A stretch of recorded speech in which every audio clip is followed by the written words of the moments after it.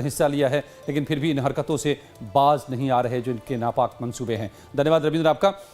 और केंद्रीय गृह मंत्री अमित शाह ने नक्सल प्रभावित राज्यों में सुरक्षा और विकास की समीक्षा के लिए बैठक की अध्यक्षता की। इस दौरान नक्सल प्रभावित क्षेत्रों में सुरक्षा स्थिति की समीक्षा की गई। बैठक के बाद गृह मंत्री ने नक्सलवाद पर जमकर प्रहार किया। उन्होंने कहा कि नक्सल एरिया में अंतिम प्रहार किया जा रहा है। मार्च 2026 तक नक्सलवाद को खत्म कर दिया जाएगा। उन्होंने कहा कि अगर अंतिम व्यक्ति तक विकास पहुंचाना है तो नक्सलवाद को खत्म करना होगा।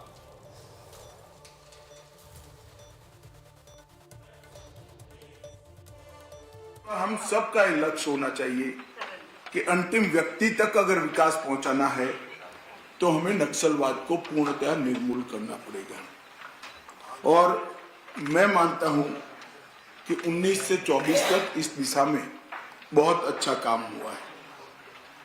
हमारे संयुक्त प्रयास, सभी राज्यों के साझा प्रयास से वामपंथी अंधकार की जगह हमारे संविधान प्रदत्त अधिकार से हम रोशन करना चाहते हैं।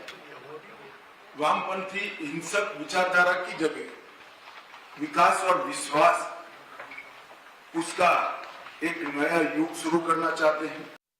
2022 में पहली बार वामपंथी उग्रवाद की मृत्यु की संख्या 100 से कम रही।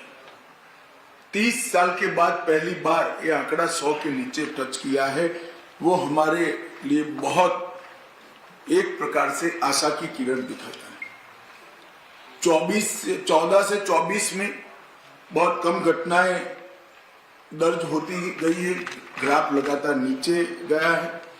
टॉप 14 नक्सली लीडर्स को न्यूट्रलाइज किया गया है और सरकार की कल्याणकारी योजनाओं का भी ग्राफ जबरदस्त आगे बढ़ा है।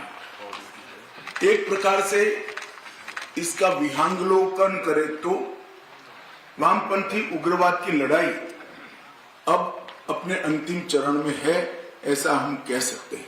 और मैं विश्वास के साथ आप सभी को बताना चाहता हूं कि 2026 मार्च तक आप सभी के सहयोग से ये देश दशकों पुरानी समस्या से मुक्ति पा ले।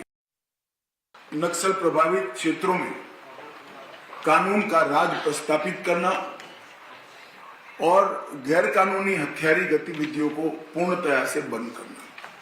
और दूसरा, इतने लंबे नक्सल आंदोलन के कारण एक क्षेत्र जो विकास से महरूम रह गए, विकास